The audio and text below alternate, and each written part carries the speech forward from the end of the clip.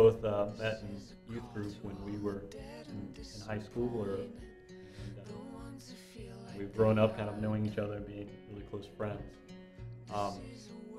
We then also kind of lost touch for a while and got back separately into church and into serving the youth together as youth leaders. We started becoming close friends, and this past January we started kind of talking more, and then in March we started dating. Then moving quickly, in May we got engaged, and we are set to get married this October.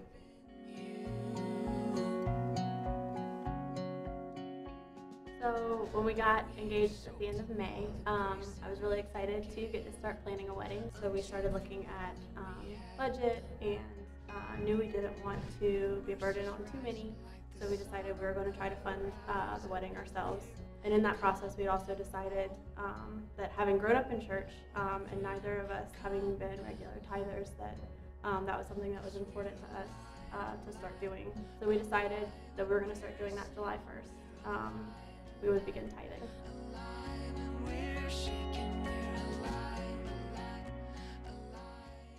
I came home from work and noticed that our AC was not working or wasn't on. It completely went out. And it was also 2 days before we left for youth camp. It was very hard, to kind of knowing that we were going to have to deal with this. We got the phone call while we were at camp that we were going to have to totally replace our entire AC system, and it was going to cost a total of $4,000, which pretty much took most of our wedding budget. How are we going to make this happen? How are we going to pay for a wedding with half the money and having so many people that are very important to us? I don't even think it was as calm as he's letting on. We got the message while we were actually sitting in worship. It was really hard to hear that and accept that and be okay with it in the middle of worship service.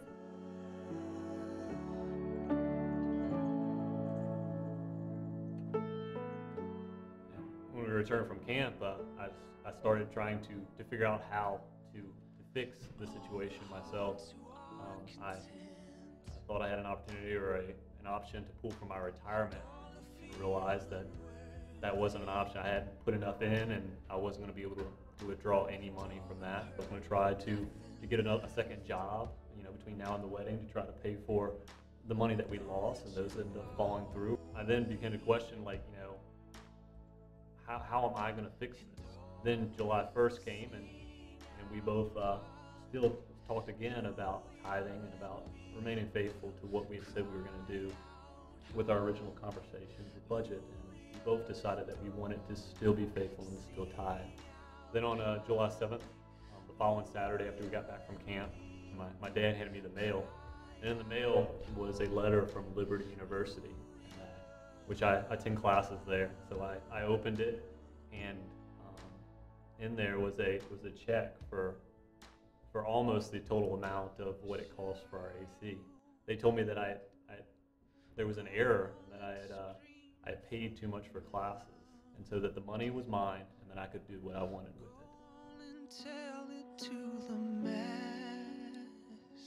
What God has definitely taught us in this process is to be faithful, and as He's proven time and time again that He's got this, and none of it takes Him by surprise. He's got a plan, and it's just really been neat to see Him work that out in our lives. For me, it's just been that even though I'm always trying to fix things myself, and that's what I did in this situation still. But even in me doing that and it failing, God provided anyway. We can look back on this, and knowing that God was faithful then, He's going to be faithful always.